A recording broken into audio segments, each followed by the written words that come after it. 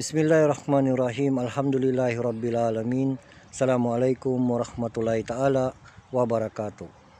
Isang mapagpalang araw sa lahat ng kapatirang Muslim at sa mga kababayan natin na wala pa sa pananampalatayang Islam.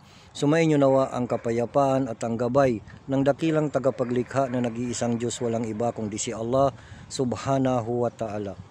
Mga kapatid at mga magulang sa pananampalatayang Islam, alhamdulillah sapagkat tayo ngayon ay nandito sa isang lugar na magagandang tanawin na ipinagkaloob ng Allah subhanahu wa ta'ala, na tayo ay makapunta sa lugar na ito, alhamdulillah, sapagkat kinakailangan sa atin, sa lahat ng mga mananampalataya, ay kinakailangan sa atin ang magpasalamat kay Allah subhanahu wa ta'ala sapagkat pinagkalooban niya tayo ng mga magagandang tanawin na ito, alhamdulillah, sapagkat lahat tayo, mapamusliman at Kristiyano, ay naniniwalang may paraiso na ipinangako ang Allah subhanahu wa ta'ala sa kanyang mga alipin.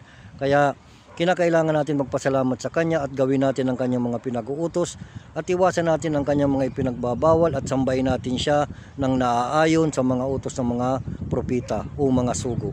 Kaya mga kapatid at mga magulang sa pananampalatayang Islam, na panatilihin natin ang pasasalamat kay Allah subhanahu wa ta'ala at gawin natin ang kanyang mga pinag-uutos, tulad na lamang ng pagsamba ng 5 beses sa isang araw, sapagkat upang makamit natin ang kanyang ipinangako na paraiso.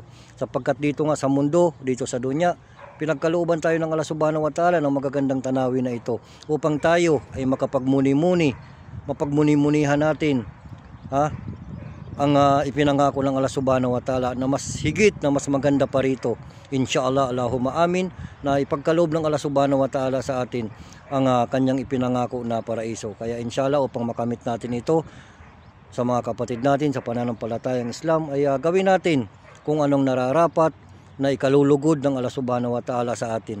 Kaya inshallah, sa maikling video na ito, kapulutan ito ng aral ng mga kapatid natin sa pananampalatayang Islam. Hanggang dito na lamang. Wa aqulu qawli hada wa astaghfirullah li wa lakum wa lisairil muslimin fi kulli dzambin fastaghfiruhu innahu wal ghafurur rahim.